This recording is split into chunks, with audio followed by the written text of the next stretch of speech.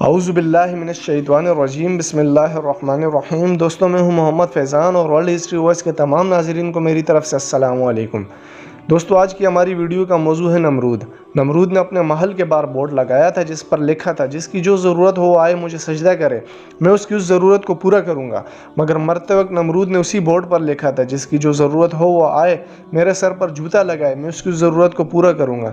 نمرود نے ایسا کیوں کیا، آج کی اس ویڈیو میں آپ کو بتایا جائے گا۔ تو چلیے دوستو، ویڈیو کو شروع کرتے ہیں۔ نمرود کا پورا نام نمرود بن کنعان بن سام بن نوح تھا۔ اس کا پایا تخت بابل تھا۔ دنیا کی مشرق و مغرب پر حکومت رکھنے والے 4 بادشاہ تھے، 2 مسلمان 2 کافر، حضرت سلیمان بن داؤد اور حضرت ذوالقرنین۔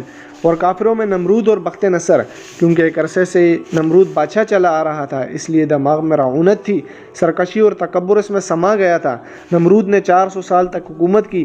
سب سے پہلے اسی نے تاج شاہی اپنے سر پر رکھا، اس سے پہلے کسی نے تاج شاہی نہیں پہنا تھا۔ نمرود لوگوں سے اپنی پرستش کرواتا۔ نمرود نے اپنے محل کے باہر ایک بورڈ نما تختی لگائی تھی جس پر لکھا تھا، جس کی جو حاجت ہو وہ آئے مجھے سجدہ کرے، میں اس کی اس حاجت کو پورا کروں گا۔ لوگ آتے اور نمرود کو سجدہ کرتے، نمرود ان کی حاجت کو پورا کرتا۔ نمرود خود کو خدا سمجھتا تھا۔ جب حضرت ابراہیم علیہ السلام نے نمرود سے کہا کہ میرا اللہ تو زندگی اور موت دیتا ہے، تو نمرود نے کہا کہ یہ تو میں بھی کر سکتا ہوں۔ ایک قیدی کو بلا کر پوچھا تمہاری سزا کب ہے؟ اس نے کہا پرسوں، تو اسے آزاد کر دیا۔ اور ایک بے گناہ شخص کو بلا کر اسے سزائے موت دے دی اور کہا کہ میں بھی زندگی اور موت دے سکتا ہوں۔ حضرت ابراہیم علیہ السلام نے فرمایا میرا رب تو سورج کو مشرق سے نکالتا ہے، تم مغرب سے نکال کر دکھاؤ۔ اس پر وہ لاجواب ہو گیا۔ اور ایک دن نمرود نے حضرت ابراہیم علیہ السلام سے کہا کہ اپنے رب سے کہو کہ مجھ سے لڑے اور جنگ میں میری حشمت دیکھے۔ حضرت ابراہیم علیہ السلام نے فرمایا تمہارے لیے میرے رب کی ادنیٰ سی فوج کافی ہے۔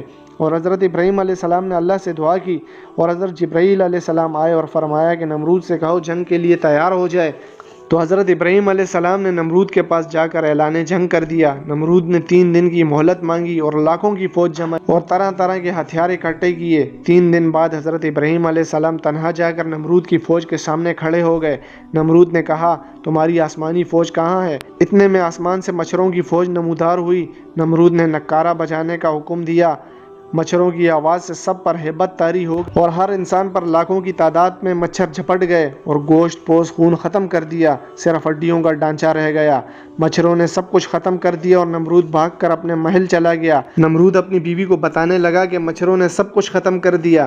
اسی اثناء میں ایک لنگڑا مچھر نمرود کے ناک میں گھس کر دماغ تک پہنچ گیا، اور وہ مچھر جب نمرود کے دماغ کو چاٹ تو نمرود کانپ جاتا اور دیواروں سے ٹکر مار۔ جب نمرود کے سر پر جوتا مارا جاتا تو اسے آرام و سکون آتا۔ وہ بورڈ جس پر لکھا تھا مجھے سجدہ کرو میں تمہاری حاجت پوری کروں گا، اسی بورڈ پر لکھا جو نمرود کے سر پر جوتا لگائے گا اس کی اس ضرورت کو پورا کر دیا جائے گا۔ لوگ آتے اور نمرود کے سر پر جوتا لگاتے اور نمرود ان کی حاجت کو پورا کرتا۔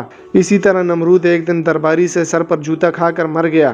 خدائی کا دعویٰ کرنے والا نمرود، اللہ نے اس سے کچھ نہیں چھینا بلکہ اس کے محل میں بے عزت کر کے اسے ناکام کر دیا، اور وہ بھی ایک لنگڑے مچھر کے ذریعے۔